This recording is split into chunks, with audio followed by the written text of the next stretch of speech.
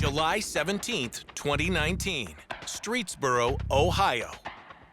911, where's your emergency? Verizon next door is getting robbed. Verizon's getting robbed, okay. They had something like bags tied over their faces or something. This is about as serious as it gets. Sounds like the individuals are still inside. A witness who spots thieves going into a store has reported a robbery. As police rush to the scene, surveillance cameras record every move of what looks to be a well-planned hit. We see 4 people rushing into the store, one after the other, the first one holding a firearm, and then we see duct tape, a tote bag, and even something that looks like a laundry basket. So they run right to the back of the store and just confront the store clerk right away. One robber points the gun at the clerk's head and tells him to get down on the ground. And the clerk immediately complied. The other robber starts taping his hands behind his back. They hit him a couple times. I believe they pistoled him one time, the handgun. They tied him up and they were just hitting him and asking him where the money was and how to get into the safe. The clerk is terrified. He honestly thought he was gonna get shot. The robbers empty the cash register, then try to crack open the safe. They're opening anything and everything in the back room of the store, and they're looking for whatever they can steal. Unable to get into the safe, they try a different approach. By picking him up from the back of the shirt so that it's essentially choking his neck as they lift him up off the ground. That moment must have been absolutely terrifying.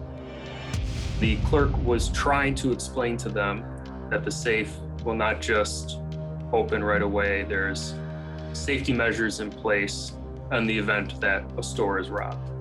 The clerk tells the robbers that there's a built-in delay before the safe will open, but they don't want to hear it. There's a 10-minute delay, so they have to wait for it to open, and they're just getting more frustrated. To the clerk's relief, as he nervously keeps pushing buttons, the police show up. I end up being the first officer there, so I just announced Streetsboro Police. Within a couple minutes, we had 3 police officers on scene at that location. When I was in the doorway, I couldn't see anything in the back. We didn't know how many people were back there, and we didn't know exactly what was going on. Jason, who is a canine officer, first tries to scare the thieves by threatening to send in his dogs. Streetsboro Police Canine Unit, I'll send the dog and you'll come out! Get out here now! This is your final warning. I'm sending my dog and you will be bit. Come on out! The robbers definitely heard Officer Mullen.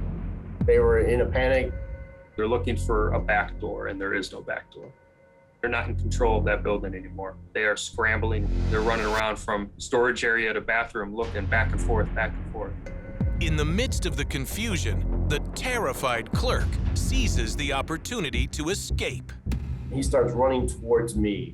He had the fear of God in his eyes. As he gets on his knees, I realize that his hands are tied behind his back. I have an employee bound up. Come on outside. Come on outside. Please, they're in the back, please. The clerk tells police the robbers almost killed him. They were hitting me in the face right here. What were they saying when they were doing it? Just open the safe, open the safe. They weren't believing me because there's a 10-minute time delay saved for this reason. They just weren't believing me, and they said that just shoot him.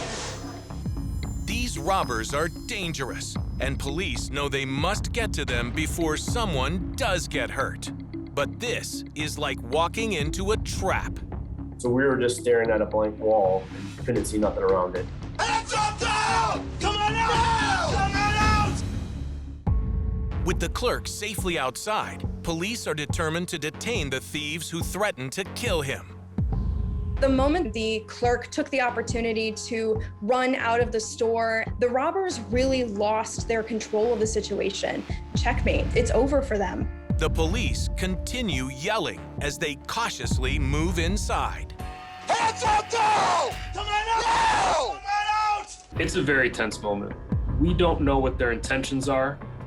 We don't know how many people there are. We don't know how many weapons there are. But suddenly, 2 of the robbers emerge with their hands up. They're just kind of walking towards us like zombies. We can't see any emotion on them. You can't really tell from their body what's going on. It's a very dangerous moment. Any sudden movement from them, we'd be forced to deal with it. Get on the ground! Get on the ground! Anyone else in there? It would not say anything to us. The whole time we are thinking, who else is here? How many guns are there? Are they gonna come for us? Are they just giving up? We don't know. With two of the bandits now in handcuffs, the officers inch their way towards the back.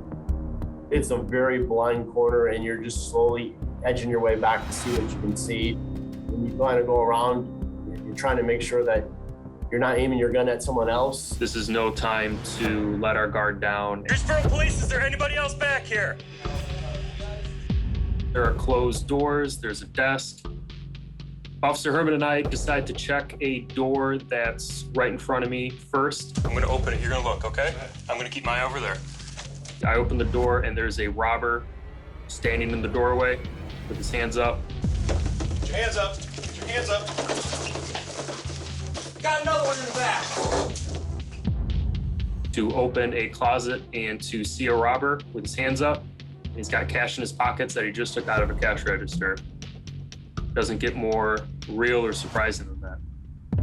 But that's when Officer Hall gets a glimpse of a fourth robber cowering under a desk.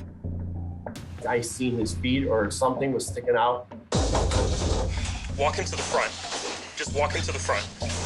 Pull over on your stomach. You don't got the order, okay? I'm out of cuffs. I'm out of cuffs. That's fine. That's fine. I'm giving myself up, yo. It is pretty pathetic to hide under a desk like that when you come running into a store with such authority and such dominance of really trying to play with someone's life to then be reduced down to hiding under a desk. It kind of looks like they're playing a game of hide and seek, but this isn't a fun one. It's incredibly dangerous. The police soon determine that they have all the robbers in custody, and that's when they discover exactly how dangerous this situation was. We found the gun on the table next to where the fourth robber was hiding under the desk. It was a loaded semi-automatic pistol. It turns out that all four of the suspects are teenagers. Two of them, who are 17, go to prison for armed robbery and kidnapping. The others, who are only 16, are sent to the Ohio Youth Detention Center until they turn 21. The two that touched the gun were sentenced to prison. The courts decided that your age is not going to play as big of a role as it may had you not touched the gun. The quick and decisive action of the police earns them big praise. The police chief is applauding the 911 caller and his officers for stopping these teens within minutes. They call it luck. This is the first time I have run into a situation where a store is being robbed and we get there and the person that's robbing the store is still in the store. Why would they still be here? But it gets them national exposure. It's very rare that we see the cops show up in time to actually stop a crime, and good for them for doing so. The Streetsboro officers have to commend them for doing an incredible job being able to apprehend all four juvenile suspects. We're very surprised that the video went viral and that type of thing just doesn't happen here. It's amazing that in this case, nothing happened, and it is truly a testament to the police who did their work very seamlessly. As for the store clerk who was tied up by the robbers, who was asked not to be publicly identified, he can't thank the police enough.